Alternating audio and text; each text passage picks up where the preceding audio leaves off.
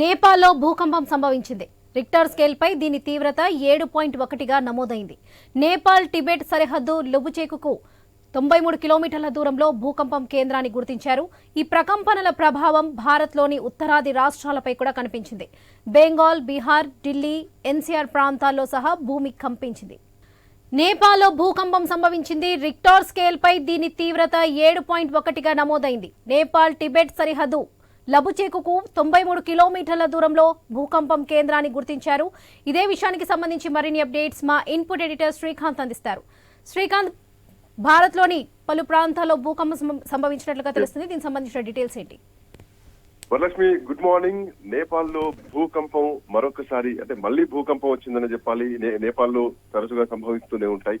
ఇట్లా నేపథ్యంలో నేపాల్ టిబెట్ కు సరిహద్దు ప్రాంతంలో 93 కిలోమీటర్ల దూరంలో ఉన్నటువంటి లబుచే ప్రాంతంలో ఈ రోజు ఉదయం 6:35 ప్రాంతంలో భూకంపం సంభవించింది. దీని తీవ్రత కూడా కొంత ఎక్కువగానే ఉంది. రిక్టర్ స్కేల్ పైన 7.1గా నమోదైంది. ఒక్కసారిగా భూమి కంపించడంతో కొన్ని క్షణాల పాటు కూడా అక్కడ చాలా ప్రకంపనలు వచ్చాయి.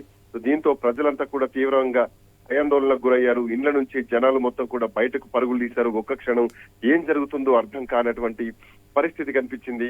ఇట్లాంటి ప్రస్తుతానికి ఈ విపత్తు కారణంగా ప్రాణ నష్టం ఏమీ జరగలేదు, కానీ కొంత ఆస్తి నష్టం మాత్రం జరిగిందనే ఇప్పటి వరకు అయితే ఉన్నటువంటి సమాచారం. టిబెట్ లోని సిజాంగ్ కు దగ్గర 10 కిలోమీటర్ల లోతులో భూకంప కేంద్రాన్ని కూడా గుర్తించినట్లు ఇప్పటికే నేపాల్ అధికారులు కూడా చెప్పడం జరిగింది. దీని తీవ్రతతోటి నేపాల్ రాజధాని కాఠ్మాండుతో సహా ఇంకా పలు జిల్లాల్లో కూడా ఈ భూకంప ప్రకంపనలు ఆనవాళ్లు కనిపిస్తున్నాయి. భూమి ప్రకంపించింది.